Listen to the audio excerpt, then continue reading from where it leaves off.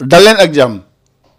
Sud Quotidien dafa def taxaw seetlu ci élection législative yi ñu dëgmal si nii nee na kat xëccoo bi dina tar lool yëf yi tamit dana gën a ubbeeku ginnaaw nag ba liste yi fësee fi mu toll nii ku nekk kat xam nga fi nga féetee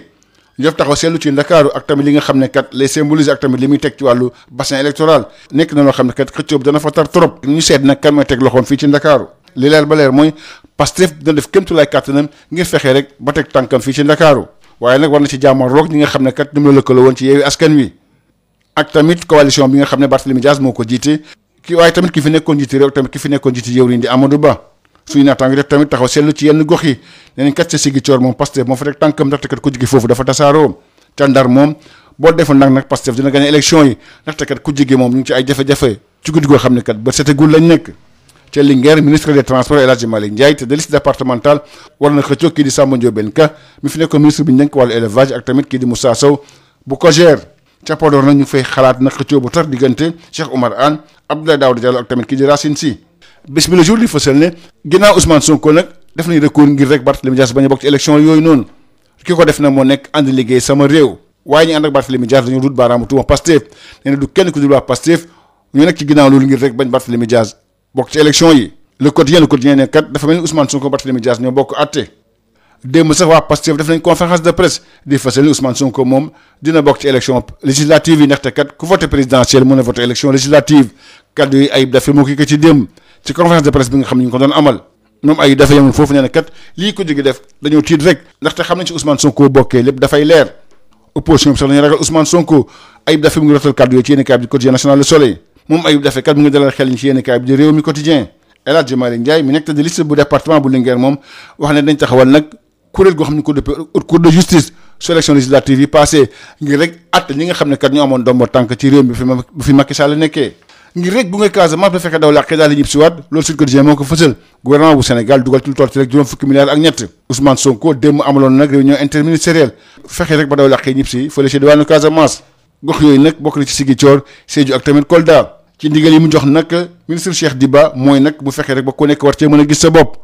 waaye tamit mobiliser lu toll ci 50 milliards de francs CFA njiitu gouvernement bi nag fësal plan Diomaye pour Casamance loolu moo gën a fës yéene kaay bi di yor suñu naataangooy bind ne Ziguinchor dina am juróom-ñeenti milliards Sédhiou ñetti milliards ak lu topp Kolda juróom-ñeenti milliards ak lu tamit lu topp fexe ba daw làqi daal di dellusiwaat loolu moo gën a fës yéene kaay bi di quotidien national Le Soleil muy fësal ne Ousmane Sonko dafa def plan Diomaye pour la Casamance laas di fësal loolu am na njeexital ndaxte kat juróomi junni ay daw làqu nag ñib si nañ foofu nag ci diwaanu Casamance fi mu toll li bëgg Ousmane Sonko leen rek la fexe nag ba dindi ndel yi fii ak atum 2026 nee na kat loolu dina def kéem te lay kàttanam Ousmane Sonko yëmul foofu nee na kat liggéey bi toll noonu ñu ngi ko dénk kuréel gi di ANRAC di agence nationale de relance des activités économiques de la Casamance ceew lu jeexagul ba léegi ci muuru xale yu jigéen ci école catholique yi bés bi le jour di fësal ne démb nag ca Sainte Bernadette ak tamit institut Marie-Louise bu Malika am na ay ndongo yoo xam ne kat yu jigéen dañ leen dàq ndaxte kat ñoom dañoo muuru woon loolu nag nekk benn cas d'école pour gouvernement bu Sénégal ak tamit kii di Ousmane Sonko mi nga xam ne kan mbir moom amoon na ci xalaat boo xam ne ñëpp xam nañ ko wàllu tàggat yaram double confrontation Sénégal Malawi ñu jàpp ko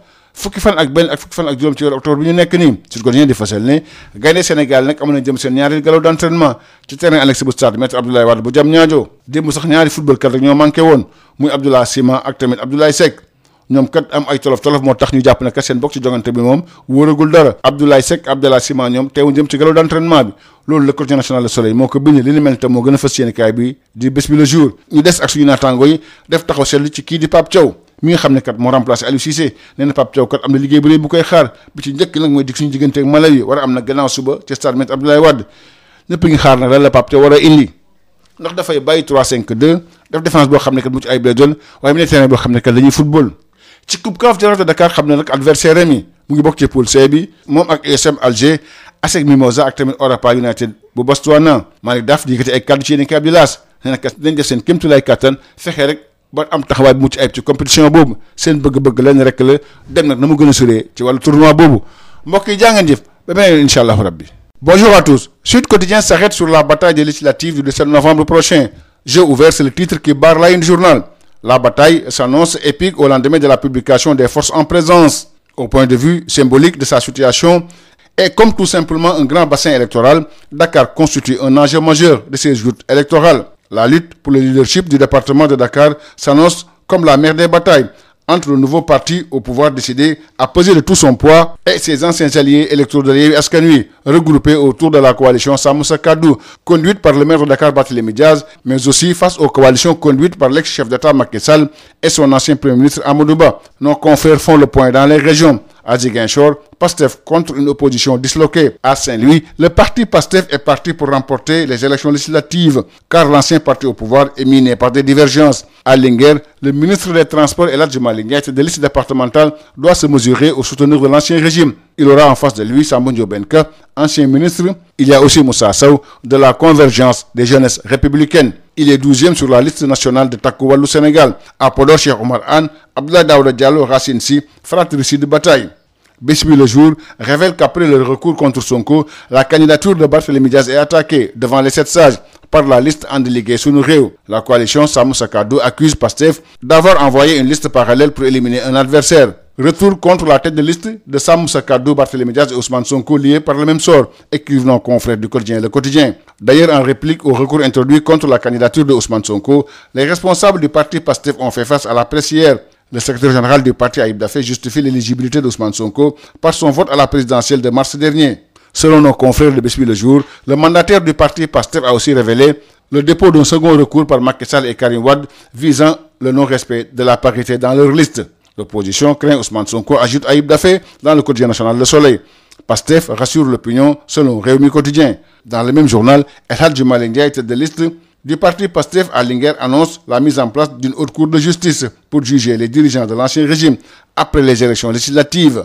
Accompagnement au retour des déplacés de la Casamance, selon Sud Quotidien, le gouvernement annonce un budget de plus de 53 milliards de francs CFA. Le chef du gouvernement, Ousmane Sonko, a tenu hier la réunion interministérielle pour le retour des déplacés de la Casamance. La situation des déplacés concerne les régions de Ziguinchor, Sédhiou et Kolda. Dans ses instructions, le chef du gouvernement demande au ministre des Finances et du Budget, Cheikh Diba, d'assurer la mobilisation des ressources budgétaires destinées aux interventions des départements ministériels d'un montant de plus de 53 milliards de francs CFA. Le chef du gouvernement lance le plan Diomaye pour la Casamance. C'est le titre qui barre la ligne du quotidien Yor Yor. Ziguinchor, 9 milliards de francs CFA. Sédhiou, 3,8 milliards de francs CFA. Kolda, 9,8 milliards de francs CFA. Reprendre une vie normale affiche à sa une le quotidien national Le Soleil. Mise en place d'un plan Diomaye pour la Casamance, ajoute nos confrères. Selon le quotidien LAS, le plan Diomaye pour la Casamance a permis à plus de 5000 ménages de regagner leur village. Le chef du gouvernement ambitionne de déminer les 1 500 000 m²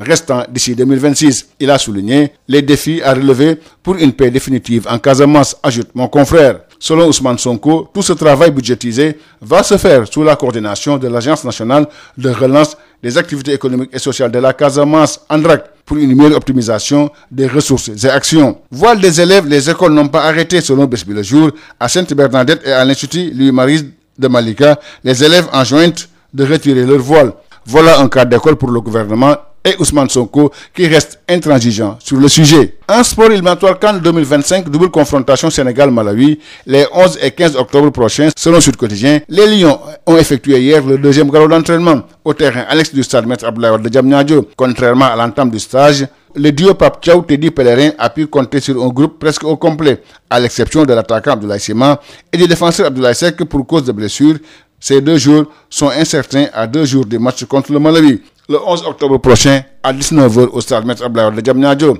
Abdoulaye Seck et Abdoulaye Sima, absents au deuxième galop, écrivent nos confrères du quotidien national Le Soleil. Tous présents sauf 2, ajoute Bés Bi Le Jour. Nous restons avec nos confrères. Bombardé entraîneur intérimaire, après le départ de Aliou Cissé, Pape Thiaw se dirige vers un double test face au Malawi. Un moment pour voir sa façon de jouer et ses différents systèmes de jeu qui peuvent le propulser ou l'enterrer définitivement. Adieu le 3-5-2, une défense imperméable et un milieu de terrain joueur. Coupe CAF, le Jaraaf de Dakar connaît ses adversaires pour les phases de poule, logés dans le groupe C, en compagnie de l'USM Alger, ASEC Mimosa et Orapa United. Selon l'AS, le coach Malick Daf et ses joueurs feront le nécessaire pour aller le plus loin possible dans ce tournoi. Malick Daf déclare dans le journal: nous défendrons nos chances en élaborant un plan solide. Merci, c'était tout. Bonne journée et bonne lecture à tous.